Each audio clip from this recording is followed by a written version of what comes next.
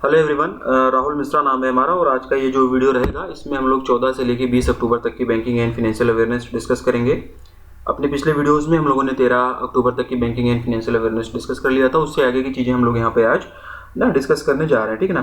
तो आज की वीडियो का पहला क्वेश्चन है, देखो इसमें क्या लिखा गया है। How much penalty has recently been imposed by the RBI on the Paytm payments bank due to non-compliance with certain provisions of KYC Directions 2016 and Cyber Security Framework in Banks। ठीक है, यानी कि बैंकों में KYC दिशा निर्देश 2016 और cyber सुरक्षा ढांचे के कुछ प्रावधानों का अनुपालन न करने के कारण आरबीआई ने हाल ही में पेटीएम पेमेंट्स बैंक पर कितना जुर्माना लगाया है, ये इस क्वेश्चन का हिंदी में मतलब है। ऑप्शंस आप लोगों के सामने है। Question exam point of view से इंपॉर्टेंट है। पहले इसका आंसर जानेंगे, उसके बाद में थोड़ा बहुत इसकी टेक्निकलिटीज में बताऊंगा कि एग्जाम में क्वेश्चन किस तरीके से पूछे जा रहे हैं, ठीक है।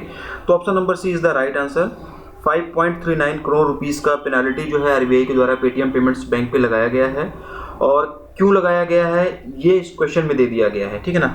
तो कई बार हम लोग क्या करते हैं कि जो भी पेनाल्टी लगाई जाती है सिर्फ उसका अमाउंट याद कर लेते हैं, पेनाल्टी लगाई क्यों जा रही है इसका रीज़न हम लोग नहीं जानते हैं कि क्यों जानने की कोशिश करते हैं, याद करने की कोशिश करते हैं कि क्यों ये पेनल्टी लगाई जा रही है, ठीक है ना। वो भूल जाते हैं, तो उसको भूलना नहीं है। अभी आईडीबीआई का जो जूनियर एएम वाला पेपर हुआ अभी 2023 वाला ये, ठीक है ना, उसमें क्वेश्चन आया हुआ था इस तरीके से, ठीक है ना। तो मैं उसका प्रीवियस ईयर्स का क्वेश्चन ही भी डिजाइन कर रहा था, देख रहा था, बना रहा था उसको पीडीएफ वगैरह, जो भी क्वेश्चंस मुझे मेमोरी बेस्ड मिले थे। तो वहाँ पे क्वेश्चन मुझे इस तरीके से मिला था कि किसी पर बैंक पर अगर पेनल्टी वगैरह लगाई जा रही है तो वो ये ना पूछ के कि पेनल्टी का अमाउंट कितना है, किस रीजन से पेनल्टी लगाई जा रही है, उस तरीके से क्वेश्चन फ्रेम कर रहे हैं। तो हमको अपने पढ़ाई करने का तरीका भी बदलना होगा, बहुत डीप में जाके सारी चीज़ें करनी होंगी, ठीक है ना। तो जिस तरीके से मेरे पास में मेमोरी बेस्ड क्वेश्चंस आते हैं, लोगों के द्वारा फीडबैक आता है, उसी हिसाब से मैं अपना कंटेंट इंप्रूव करता रहता हूं और उसी हिसाब से मैं चीज़ें आप लोगों को मतलब बताता रहता हूं कि किस तरीके से क्या करना है, ठीक है ना। तो हालांकि ये चीज़ें हम लोग पहले भी पढ़ते थे कि आरबीआई के द्वारा किसी बैंक पे पेनल्टी लगाई जा रही है तो क्यों लगाई जा रही है, ठीक है ना। लेकिन उस टाइम पे हम लोग रीज़न उसका अमाउंट पे फोकस कर लेते थे कि कितने अमाउंट पे वो पेनल्टी लगाई जा रही है। रीज़न हालांकि मैं पढ़ाता भी था, पीडीएफ में भी देता था और आप लोग पढ़ते थे, लेकिन उतना फोकस नहीं रहते थे कि रीज़न क्या है कि उस पर पेनल्टी लगाई जा रही है। लेकिन अभी क्या है कि जो आईडीबीआई वाला पेपर हुआ उसमें रीज़न पूछ लिया गया, तो रीज़न भी हम लोग ध्यान से पढ़ते हुए चलेंगे, ठीक है। मेमोरी बेस्ड के हिसाब से, लोगों के हिसाब से किस तरीके से, जिस तरीके से चेंजेस आते हैं उसी हिसाब से हम अपना कंटेंट भी इंप्रूव करते रहते हैं। उसी हिसाब से समय समय पर सही जगह पे आप लोगों को मैं आगाह करता रहता हूँ, आप लोगों को मैं मोटिवेटेड करता रहता हूँ, आप लोगों को मैं बताता रहता हूँ कि क्वेश्चन कहाँ से पूछे जाने के चांसेस बनते हैं, ठीक है ना।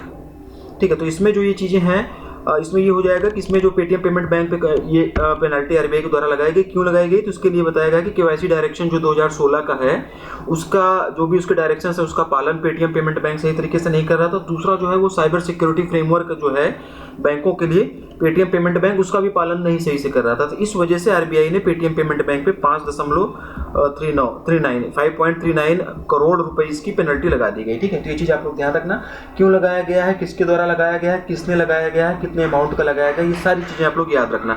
पेटीएम पेमेंट बैंक की बात हुई है, हेडक्वार्टर इसका नोएडा उत्तर प्रदेश में हो जाएगा। इसका चीफ कौन है, चेयरपर्सन कौन, एमडी एंड सीईओ कौन है, ये आप लोगों को कमेंट करके बताना है। अगर आप यूट्यूब पे देख रहे हो, फ्री वाले वीडियोस में हो, पेड यूजर्स में हो कर देख रहे हो तो उस टाइम पर आप रिकॉल कर लेना, ये मैं आप लोगों के लिए छोड़ रहा हूँ, ठीक है। ये आप लोग बताना, ठीक है। और इसमें जो भी ये पेनल्टी लगाई गई है, ठीक है, इसमें हुआ क्या है, ये जो है इसका जो हमारा बीआर एक्ट होता है, बीआर एक्ट 1949, बीआर एक्ट 1949 के सेक्शन 4641, सेक्शन 47A1C, इस दोनों सेक्शन के तहत में जुर्माना लगाया गया है। इसीलिए मैं सेक्शन भी बता देता हूँ कि बीआर एक्ट के साथ में किस सेक्शन, बीआर एक्ट के कौन से सेक्शन के हिसाब से आरबीआई के द्वारा बैंकों पे ये पेनल्टी लगाई जा रही है। और ये चीज़ें जो है पीडीएफ में भी काफ़ी डीप में दी जाती हैं। अभी तक सेक्शन पूछा नहीं गया, लेकिन आगे आने वाले एग्जाम में सेक्शन भी पूछा जा सकता है। तो किस किस सेक्शन के तहत में क्या क्या चीज़ें हैं, ठीक है, वो भी थोड़ा सा आप लोग ध्यान रखा करो। उस तरीके से भी चीज़ों को मैं आप लोगों को पढ़ाता रहता हूँ और उसका इस पर्टिकुलर क्वेश्चन का पीडीएफ भी आप लोग पढ़ना, पीडीएफ में सारी डिटेल आपको मिलेगी, ठीक है। चलो पढ़ते हैं अपने अगले क्वेश्चन की तरफ। RBI has recently cancelled the certificate of registration of Chennai Tamil Nadu based IND bank housing limited, a housing finance company with effect from which date. ये भी क्वेश्चन बढ़िया है। आरबीआई ने हाल ही में चेन्नई तमिलनाडु स्थित housing finance company Ind bank housing limited का पंजीकरण प्रमाण पत्र किस तारीख से रद्द कर दिया है, ये इस क्वेश्चन में पूछा गया है। इसका हिंदी में मतलब है, और इसका जो आंसर हो जाएगा 21 सितंबर 2023, ऑप्शन नंबर बी है। आपके दिमाग में, आप लोगों के दिमाग में ये नहीं आना चाहिए कि अक्टूबर की चीज़ें, अक्टूबर में सितंबर वाली चीज़ें क्यों पढ़ रहे हैं। अभी न्यूज़ में आई तो ये कंटेंट अभी मिला हुआ है, ठीक है ना। जब कोई चीज़ें न्यूज़ में आती हैं तभी उसका कंटेंट मिलता है, तो भी उसी टाइम पर फिर क्वेश्चंस फ्रेम किए जाते हैं, ठीक है। तो ये देख लेना। और ये जो इंड हाउसिंग फाइनेंस लिमिटेड है, ये चेन्नई तमिलनाडु बेस्ड है, ये इसमें बता ही दिया गया है 21 सितंबर 2023। ये डेट आप लोग याद रख लेना। National housing bank act 1987, national housing bank act 1987 के सेक्शन 29A के सेक्शन 29A(6), ठीक है ना, के तहत में ये एक्शन लिया गया है, ठीक। और अगर हम लोग बात करें ये इंड हाउसिंग लिमिटेड की, इंड बैंक हाउसिंग लिमिटेड की, तो अगर इसमें परसेंटेज की अगर हम लोग बात करेंगे कितना कितना कैसे कैसे क्या परसेंटेज है, पहले तो ये जान लो कि 1991 में इसका इस्टेब्लिशमेंट हुआ था। इसके शेयर होल्डर्स कौन कौन हैं, तो ये थोड़ा सा जानना जरूरी है। इसके जो शेयर होल्डर्स हैं वो इंडियन बैंक है एक शेयर होल्डर, दूसरी शेयर होल्डर जो है वो है हुडको, ठीक है ना। और इंडियन बैंक्स की शेयर होल्डिंग्स की अगर हम लोग बात करेंगे तो 50% की होल्डिंग्स इंडियन बैंक के पास में है, हुडको के पास में 25% की है होल्डिंग्स, बाकी की रिमेनिंग होल्डिंग्स दूसरों के पास में है, ठीक है। उस पर नहीं जाएंगे। हुडको की अगर हम लोग बात करें तो हुडको का फुल फॉर्म हो जाता है housing and urban development corporation limited, ठीक है ना। तो ये चीज़ आप लोग याद कर लेना। और बस इतनी चीज़ें हैं, ये चीज़ आप लोग याद करो। इसका ये डेट आपको पता होना चाहिए, जॉइंट वेंचर क्या क्या है ये मैंने बता दिया, और नेशनल हाउसिंग एक्ट 1987 के कौन से सेक्शन के तहत में ये सर्टिफिकेट ऑफ रजिस्ट्रेशन आरबीआई के द्वारा रद्द किया गया ये भी बता दिया गया। तो ये जो सेक्शन वगैरह भी बताते हैं इस पर भी आप लोग थोड़ा सा फोकस्ड रहा करो, ठीक है। नेक्स्ट देखेंगे, in order to extend financial and other support services to MSMEs in rural and remote areas which payment bank has recently signed an agreement with SIDBI, ठीक है। ग्रामीण और दूर दराज के क्षेत्रों में एमएसएमईज को वित्तीय और अन्य सहायता सेवाओं का विस्तार करने के लिए किस भुगतान बैंक ने सिडबी के साथ एक समझौता ज्ञापन पर हस्ताक्षर किए हैं। ये इस क्वेश्चन का हिंदी में मतलब है। ऑप्शंस आप लोगों के सामने है, India post payment bank, option number D is the right answer, IPPB, ठीक है ना। आईपीपीबी यानी कि इंडिया पोस्ट पेमेंट बैंक, और सिडबी ने अभी हाल ही में एक एमओयू साइन किया हुआ है, ठीक है ना, एक एग्रीमेंट साइन किया हुआ है। और ये एग्रीमेंट क्यों साइन किया गया ये क्वेश्चन में ही बता दिया गया। रूरल एंड रिमोट एरियाज में जो financial and other support services हैं उनको एक्सटेंड करने के लिए, तो ये चीज़ आप लोग याद रखना, ठीक है ना। और इस एग्रीमेंट के साइन हो जाने के बाद, थोड़ा सा टेक्निकल चीज़ें बता रहा हूँ, फोकस्ड होना आप लोग यहाँ पे, ठीक है ना। इस एग्रीमेंट के साइन हो जाने के बाद में सिडबी जो है वो बिजनेसेस को क्रेडिट सपोर्ट प्रोवाइड करेगी, पैसे वाला सपोर्ट प्रोवाइड करेगी, ठीक है ना। सिडबी जो है वो बिजनेसेस को क्रेडिट सपोर्ट प्रोवाइड करेगी, जबकि जो ये आईपीपीबी है यानी कि इंडिया पोस्ट पेमेंट बैंक है, ये बैंकिंग सर्विसेज प्रोवाइड करेगी, ये फंडिंग नहीं करेगी, ये बैंकिंग सर्विसेज प्रोवाइड करेगी, बैंक से संबंधित जो सेवाएं हैं वो देगी, क्रेडिट सपोर्ट तो है नहीं देगी। क्रेडिट सपोर्ट जो है वो सिडबी के द्वारा दिया जाएगा, ठीक है। ये चीज़ आप लोग ध्यान रखना। यहाँ पर ये चीज़ ये दिमाग में आनी चाहिए थी कि जो आईपीपीबी है इंडिया पोस्ट पेमेंट बैंक है, ये सिर्फ बैंकिंग सर्विसेज ही दे रही है, क्रेडिट सपोर्ट क्यों नहीं दे रही है, ठीक है। ये थोड़ा सा दिमाग में आना चाहिए था कई बार। तो इसके पीछे का रीज़न ये है कि जो पेमेंट बैंक होती है ना वो क्रेडिट फैसिलिटीज़ नहीं प्रोवाइड कर सकती हैं। जो भी पेमेंट बैंक होती हैं वो लोन वगैरह मतलब उनका जो है कि वो क्रेडिट सपोर्ट नहीं दे सकती हैं, तो इसीलिए बैंकिंग सर्विसेज ही दे रही है। हालांकि जो पेमेंट बैंक हैं उनको क्रेडिट सपोर्ट प्रोवाइड करने का इसमें मतलब नहीं है प्रावधान, लेकिन वो दूसरे इंस्टीट्यूशन से पार्टनरशिप करके क्रेडिट सपोर्ट देती हैं। तो यहाँ पर वही हुआ है, इंडिया पोस्ट पेमेंट बैंक ने और सिडबी ने दोनों ने पार्टनरशिप कर लिया। अब दोनों ने पार्टनरशिप जब कर लिया तो सिडबी के द्वारा क्रेडिट सपोर्ट प्रोवाइड किया जा रहा है, इंडिया पोस्ट पेमेंट बैंक के द्वारा बैंकिंग सर्विसेज प्रोवाइड की जा रही है। इस तरीके से ये जो है एमएसएमईज को जो रूरल और रिमोट एरियाज में है उसको फाइनेंशियल और दूसरी अदर सपोर्ट सर्विसेज प्रोवाइड कर रहे हैं, उसको बढ़ावा दे रहे हैं, उसको विस्तारित कर रहे हैं। इंडिया पोस्ट पेमेंट बैंक की यहाँ पर बात हुई है। हेडक्वार्टर वगैरह थोड़ा सा जानने की कोशिश करते हैं, न्यू दिल्ली, ठीक है ना। नई दिल्ली में जो है इसका हेडक्वार्टर हो जाएगा। और इसके एमडी एंड सीईओ की अगर हम लोग बात करेंगे तो जयंती वेंकट रामू जो है वो इसके एमडी एंड सीईओ हो जाएंगे। इंडिया पोस्ट पेमेंट बैंक के बारे में मैंने बता दिया, बाकी Jio payment bank, Airtel payment bank और पेटीएम पेमेंट बैंक भी ऑप्शन में दी गई हैं। इनके बारे में ये सारी चीज़ें आप लोग इसी टाइम पर रिकॉल कर लेना, ठीक है। Which bank has recently launched a new feature called iFinance to get a consolidated view of customers' saving and current account across banks in single place, ठीक है। यानी कि हाल ही में किस बैंक ने एक ही स्थान पर ग्राहकों के बचत और चालू खातों का समेकित दृश्य प्राप्त करने के लिए आई फाइनेंस नामक एक नई सुविधा शुरू की है। सीधे सीधे पूछा गया कि आई फाइनेंस सुविधा किसके द्वारा शुरू की गई है कौन से बैंक के द्वारा और सुविधा शुरू क्यों की गई है, क्वेश्चन में पूछ लिया गया, बता दिया गया, तो ये चीज़ आपको याद होगी। आई है तो थोड़ा सा दिमाग लगा लेना चाहिए था कि ऐसी बैंक होगा। वन लाइनर करेंगे, बहुत ज़्यादा डीप में नहीं जाएंगे, ठीक है, उतना ज़्यादा डीप में जाने की जरूरत नहीं। जिस क्वेश्चन में जितने एक्सप्लेनेशन की जरूरत होगी वहां पर उतनी चीज़ें आपको एक्सप्लेन की जाएंगी। मुंबई महाराष्ट्र में ICICI बैंक का हेडक्वार्टर हो जाएगा। संदीप बख्शी इसके MD एंड CEO हो जाएंगे। हम है ना ख्याल आपका, ये इसकी टैगलाइन हो जाएगी। एक्सिस बैंक, येस बैंक और HDFC बैंकों का हेडक्वार्टर, MD एंड CEO और टैगलाइन आप लोग इसी टाइम पर रिकॉल कर लिए होंगे और आप में से बहुत सारे लोगों को ये पता होगा, ऐसी मैं उम्मीद कर रहा हूँ। और इसी उम्मीद के साथ में मैं अगले क्वेश्चन पे बढ़ता हूँ। Who has recently been awarded the Best Central Bank Award 2023 for being ranked A+ in the Global Finance Central Banker Report Card 2023? ठीक है, हाल ही में global finance central banker reports का 2023 में A+ रैंक पाने के लिए किसे बेस्ट सेंट्रल बैंक अवार्ड 2023 से सम्मानित किया गया? Question exam point of view से इंपॉर्टेंट है, अच्छा है। Shaktikanta Das, option number B is the right answer. Shaktikanta Das option number B is the right answer. RBI के ये गवर्नर है और ये अवार्ड जो है वो मार्केश मोरक्को में आयोजित 30th, ठीक ना, मार्केश मोरक्को में आयोजित 30वें annual world's best bank award ceremony के दौरान दिया गया। Global finance central banker report card 2023 में शक्तिकांत दास जी को A+ रेटिंग मिली हुई थी, इस वजह से इनको ये अवार्ड दिया गया। हालांकि कुछ और लोगों को भी A+ रेटिंग दी गई है, PDF में वो सारी डिटेल दे दूंगा, वहां से पढ़ लेना, हमारे लिए सिर्फ जरूरी है इंडिया की न्यूज, ठीक है।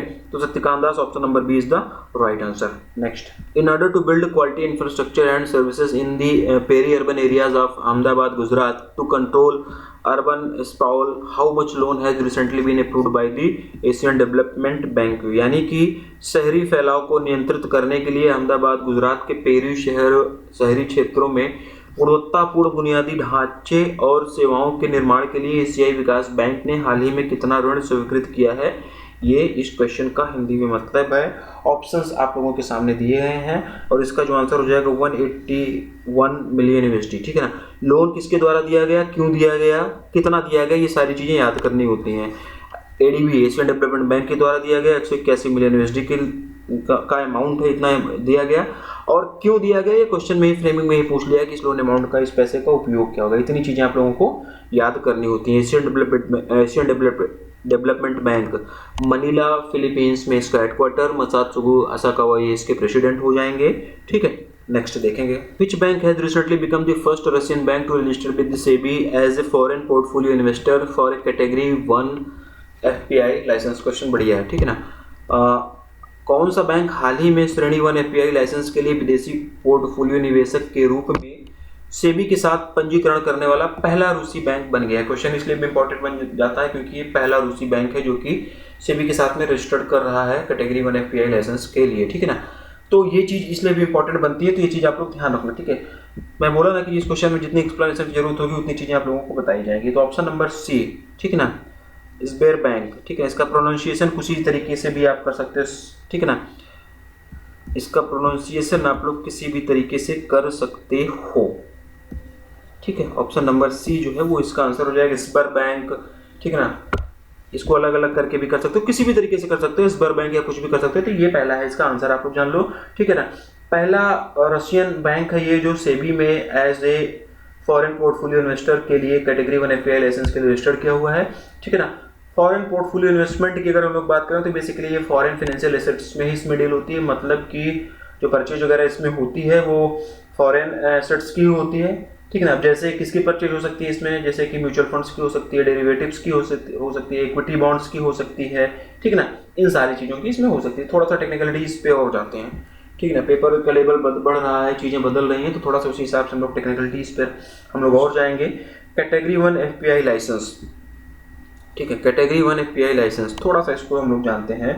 तो जो ये कैटेगरी 1 FPI लाइसेंस है ये केवल और केवल गवर्नमेंट या फिर गवर्नमेंट रिलेटेड फॉरेन इन्वेस्टर्स या फिर रेगुलेटेड एंटिटीज जैसे कि bank, pension fund, asset management companies, ठीक है ना, सॉवरेन वेल्थ फंड और इन्वेस्टमेंट ट्रस्ट, इन्हीं को दिया जाता है। ये चीज़ भी आप लोग ध्यान रखना कि किसको ये लाइसेंस दिया जाता है, कैसे क्या होता है, ये चीज़ भी आप लोगों को याद हो जाना चाहिए। और इस बार बैंक के रजिस्ट्रेशन के बाद, इस बार बैंक के FPI रजिस्ट्रेशन के बाद इंडिया में Russian based FPIs, Russian based foreign portfolio investors की जो संख्या है वो बढ़कर 5 हो गई है। इससे पहले 4 और foreign portfolio investors Russian based Indian market में काम कर रहे हैं, लेकिन जो 4 और हैं वो नॉन बैंक हैं, वो बैंक के नहीं हैं।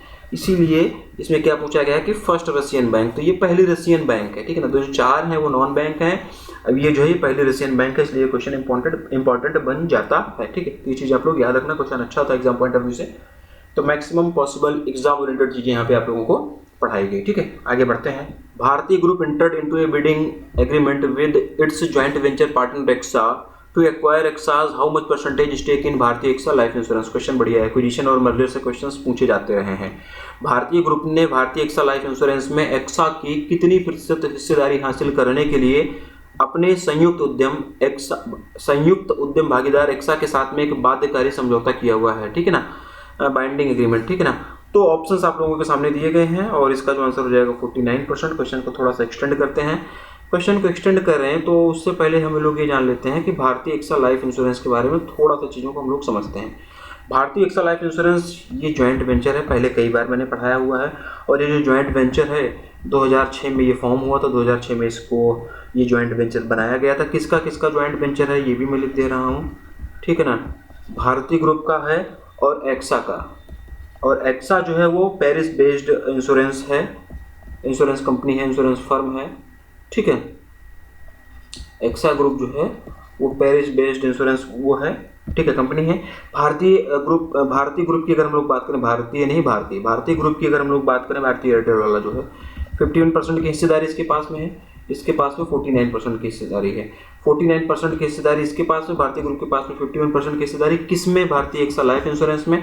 तो अब क्या कर रहा है कि जो भारतीय ग्रुप है एक्सा की 49% पूरी की पूरी हिस्सेदारी ले लेने जा रहा है, और ये पूरी की पूरी हिस्सेदारी ले जाने के पास में भारतीय एक्सा लाइफ इंश्योरेंस की 100% पूरी की पूरी हिस्सेदारी भारतीय ग्रुप के पास में आ जाएगी, ठीक है ना, इस इक्विजिशन के बाद में। ये चीज़ आप लोग याद रखना। और इस इक्विजिशन के लिए जो है आरबीआई ने सिर्फ और सिर्फ टाइम ज़्यादा नहीं दिया है, मतलब कम ही टाइम दिया हुआ है, और 100% की हिस्सेदारी इसके पास में आ जाएगी। आपको पता हो गया किसकी किसकी कितनी शेयर होल्डिंग्स है, ये बता दिया। आफ्टर एक्विजिशन कितनी शेयर होल्डिंग्स हो जाएगी ये भी आप लोगों को बता दिया गया। भारतीय एक्सा लाइफ इंश्योरेंस की यहाँ पर बात हुई है तो थोड़ा सा इसके बारे में भी जान लेते हैं। मुंबई महाराष्ट्र में इसका हेडक्वार्टर हो जाएगा। पराग राजा ये इसके MD एंड CEO हो जाएंगे, ठीक। अगला और लास्ट क्वेश्चन देखेंगे हम लोग इस वीडियो का। Competition commission of India CCI has approved the scheme of amalgamation of IDFC Limited with which bank। भारतीय प्रतिस्पर्धा आयोग ने किस बैंक के साथ में IDFC लिमिटेड के समामेलन की योजना को मंजूरी दी है, ये इस क्वेश्चन का हिंदी में मतलब है। ऑप्शंस आप लोगों के सामने हैं। IDFC first bank option number is the right answer, ठीक है ना। कॉम्पिटिशन कमीशन ऑफ इंडिया ने IDFC लिमिटेड और IDFC फर्स्ट बैंक के समामेलन को मंजूरी दी है, यानी कि IDFC लिमिटेड और IDFC फर्स्ट बैंक का अब एमालगमेशन हो जाएगा, इनका विलय हो जाएगा, इनका समामेलन हो जाएगा। और ये समामेलन जो है वो फाइनेंशियल ईयर 23-24 के दौरान ही कर लेना है, इससे ज़्यादा टाइम RBI से नहीं दिया गया है, ठीक है ना। IDFC फर्स्ट बैंक की पेरेंट कंपनी है IDFC लिमिटेड, ठीक है ना, इसकी पेरेंट कंपनी है ये IDFC लिमिटेड। और green channel root,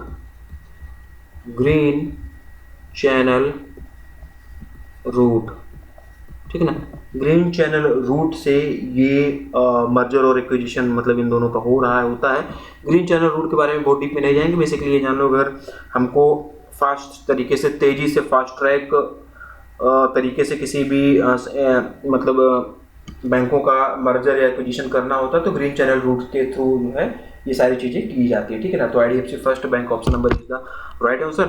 IDFC first bank के हेडक्वार्टर की अगर हम लोग बात करते हैं तो मुंबई महाराष्ट्र में इसका हेडक्वार्टर हो जाएगा। MD एंड CEO मैं नहीं बताऊंगा। IDBI बैंक, HDFC बैंक और कोटक महिंद्रा बैंक भी है इसके हेडक्वार्टर। MD एंड CEO और टैग लाइन आप लोग इसी टाइम पर रिकॉल कर लोगे, नहीं तो आपको पता ही होगा, ऐसी मैं उम्मीद कर रहा हूँ, ठीक है। तो बस आज का ये जो वीडियो है 20 अक्टूबर तक की बैंकिंग एंड फाइनेंशियल अवेयरनेस हम लोगों ने यहाँ पे डिस्कस कर लिया, और इससे आगे वाली आने वाली वीडियोस में हम लोग इससे आगे की banking and financial awareness discuss करेंगे, ठीक है। तो चलो फिर मिलते हैं अपने अगले वीडियो में।